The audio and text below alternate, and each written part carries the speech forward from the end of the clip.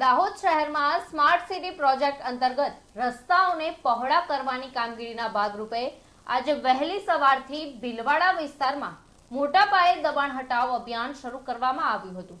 નગરપાલિકાની ટીમે પ્રાંત અધિકારી, મામલતદાર અને પોલીસ બંદોબસ્ત સાથે કામગીરી હાથ ધરી હતી। 4 જેસીબી મશીન સાથે MGVCLની ટીમ પણ હાજર રહી હતી।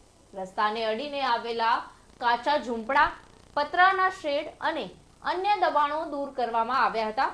તો નગરપાલિકાના ચીફ ઓફિસરે જણાવ્યા મુજબ દબાણોદારોને 1 મહિના અગાઉ નોટિસ આપવામાં આવી હતી, પરંતુ કેટલાક મકાન માલિકોએ સ્વૈચ્છિક રીતે દબાણો દૂર ન કરતા આ કાર્યવાહી કરવી પડી હતી।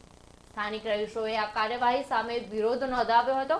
તો તેમનો આરોપ છે કે નગરપાલિકાએ કોઈ પૂર્વ નોટિસ આપી નથી અને માત્ર ગઈકાલે સાંજે જ આ કાર્યવાહીની જાણ કરવામાં આવી હતી।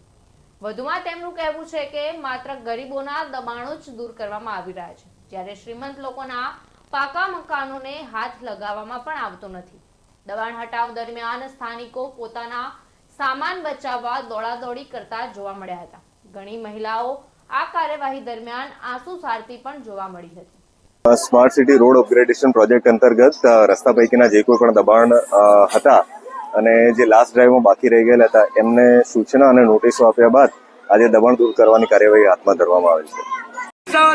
ના તોડે અને અમે ગરીબ છે અમારું પહેલા તોડવા આવો તો એવું છે ને એ બીજા બધા સરકારી ઘેરો છે ને એ અમને 5 ફૂટ કે આખું ગેટ તોડવે કે અમે ગાંડા છે 5 ફૂટ કે દો 5 ફૂટ કે આખું ઘર લઈ લેવું એમ કે તો પેલા ઓળખ નીકળી જાય એ પહેલા તોડો ને તમારી શું માંગ છે? તમારી શું માંગ છે? અમારું પહેલા તોડો અમને બી તોડો કોઈ કલેક્ટર નથી આવ્યો અમને કાલે જ કહેવા આવેલા અમને કોઈ નોટિસ નથી આપી। આમાં ચાલો તો મારા બી ચાલી જાય।